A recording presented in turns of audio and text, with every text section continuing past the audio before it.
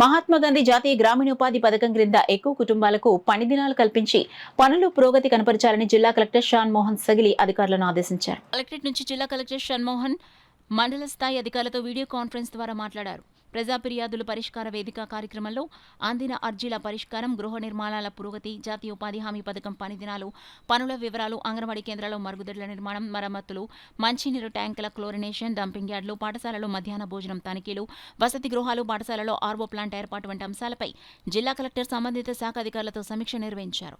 ఈ సందర్భంగా జిల్లా కలెక్టర్ షాన్మోహన్ మాట్లాడుతూ జాతీయ ఉపాధి హామీ పథకం నిధులతో చేపట్టిన సీసీ రోడ్లు, డ్రైన్లు, ఇతర పనుల్లో పురోగతి చూపాలన్నారు. మండలాల వారీగా ఎక్కువ కుటుంబాలకు 100 రోజులు పనిదినాలు కల్పించడంపై ప్రత్యేక దృష్టి పెట్టాలన్నారు. ప్రధానంగా హౌసింగ్ కి సంబంధించి ఇప్పటికే ప్రధానమంత్రి ఆవాస్ యోజన అర్బన్ మరియు గ్రామీణ ప్రాంతంలో మంజూరై వివిధ నిర్మాణ దశల్లో ఉన్న గృహాలన్నింటినీ అక్టోబర్ చివరి నాటికి పూర్తి చేయాలని జిల్లా కలెక్టర్ అధికారులను ఆదేశించారు. అక్టోబర్ చివరి నాటికి పూర్తి చేయని గృహ నిర్మాణాలకు ప్రభుత్వం దశల వారీగా ఆయా గృహ నిర్మాణ లబ్ధిదారులకు చెల్లింపులు జరిగే అవకాశం ఉండదని జిల్లా కలెక్టర్ వారు గృహ నిర్మాణాల సమీక్షలో భాగంగా తెలిపారు.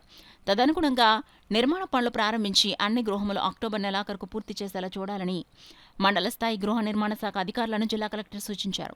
వీడియో కాన్ఫరెన్స్ లో housing PD NVV Satyanarayana, DRDA PD K Sriramani, MEPMA PD B Priyamvada, జిల్లా విద్యాశాఖ అధికారి P Ramesh, DPO K Bharathi Soujanya, ICDS PD K Praveena, CPO P Trinath, APEW IDCSC Venkataraju, Kakinada APD Vasanthamadhavi, Panchayati Raj SE Mallikarjuna, BC గిరిజన సంక్షేమ శాఖల అధికారులు M Lalli, A Vijayashanti, municipal corporation కమిషనర్లు, హౌసింగ్ ఈఈలు, ఇతర అధికారులు తదితరులు పాల్గొన్నారు.